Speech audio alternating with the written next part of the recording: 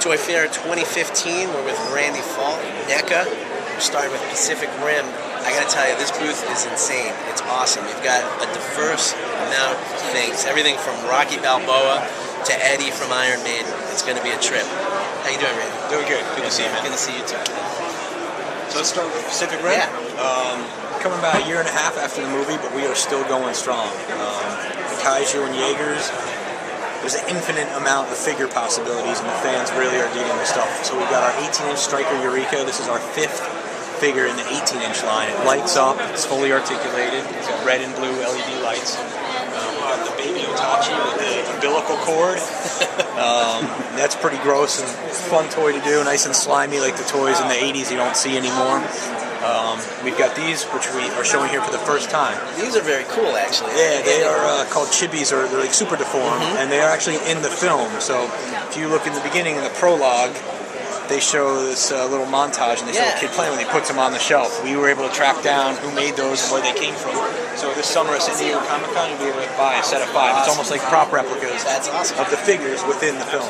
Now, I got to be honest. I really love Pacific Rim. I know that you talk about it's got a duration of time, and you're still doing things strong. But there were some people that wanted to see more out of that movie. Sure. What do you think? I mean, because I think somewhere down the line it's going to be one of those cult classics. I really do. I believe it has longevity. It was fun. It was kind of one of those movies where, like you said, when you really look at the detail and all the things that were in it, it's worthy of this kind of presence as far as toys. So where do you see it going? I mean, I think it has a bright future. Just like you're sort of alluding to, it didn't light up the box office. And let's be honest, it made about $100 million, which isn't a success in this day and age, right?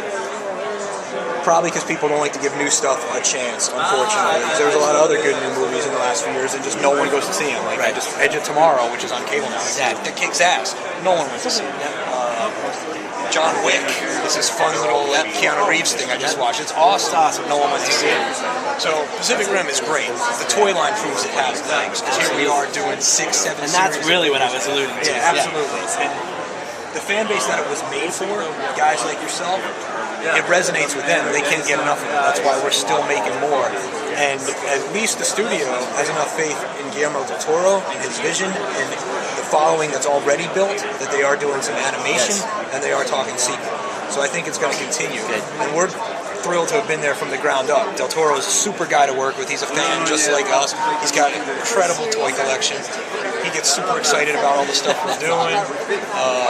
I saw him just last summer when we had finished the Itachi, and he's cradling the thing like it's a baby. You can't help but get excited and just love the guy working on this stuff. And we're going to keep going. We've got, I think, 7 more figures in development beyond what's here that you'll see throughout 2015. So these will be available in San Diego. This is available now? This is available spring, like April. Okay. The big guy up here, April as well, Striker Eureka. Itachi, this guy should be available now, but these guys over at the ports don't want to work. We've been hearing that all week. So, should be March, as long as they get their act together. He's sitting in a container waiting to get into your hands. All right. And then Series 6, Horizon Brave, and Reactor Blast, Gypsy, those April, May, somewhere around there. Good deal. And then, obviously, the other movie that goes hand in hand with this, Godzilla. The one that started it all, really. So we have our Burning Godzilla, which hits end of this month. We have our 54, truly the one that started it all. You go back to the beginning right there for the very first one. That'll hit in May. And then up above, we've got an homage to the classic 8-bit video game version of Godzilla. Yeah, we like that. Cell shading, squares, pixels, bigger fins to match the silhouette of the game, the red eyes, and it comes packaged in a reproduction of the cartridge packaging that was sold in '88 for the Nintendo. That is awesome. I think that's probably one of my favorite things I've seen in a booth so far. Thank you. My kids would look at that, you know what they would say? What's that? Looks like Minecraft, Dad. Yeah. That's what they would say. But I'd be like, okay, you're right, it does. You want it? Let's see if they play with it. Very cool. So, speaking of video games, Devil May Cry. Yeah, Dante is our ultimate Dante figure based on the original Devil May Cry. 35 points of articulation. Sword, shotgun, ebony and ivory pistols with removable muzzle flashes and interchangeable hands. And that should hit at the end of March. Awesome. More Godzilla? More Godzilla. This is packaged. These are the current production stuff that's available right now. Can't have too much Godzilla. No. Absolutely not. And Gremlins. Yeah, we got Mogwais. We've done everything in the film, so now we're able to find out that Rick Baker, when he did the stuff for Gremlins 2, had done a bunch of other Mogwais that never made it on screen. Really? So we've now done 2 series of those. They're the concept Mogwais. Huh. And this is the current series, series 5, which is hitting retail right now. And there's no art really that exists on them. There's photos of the stuff Baker did that have ended up at auction and so forth. But we create the illustrations for the packaging, and we name them because they never are on screen. So some of it's inside jokes, nicknames of some of our guys in the studio. Some of them are named after our kids. Just have a little fun with it. It's toys. Sure. It's supposed to be fun after all, right? Very cool. I think that's another movie. I'm waiting. I'm not a humongous fan of the redo, but I'm waiting for that. I got a feeling it's been a long time. The key thing is, if they do it, they got to do it with puppets like the old ones. If they go and CG it, it's not going to look the same, it's not going to feel the same, and all the guys like us aren't going to want any part of it.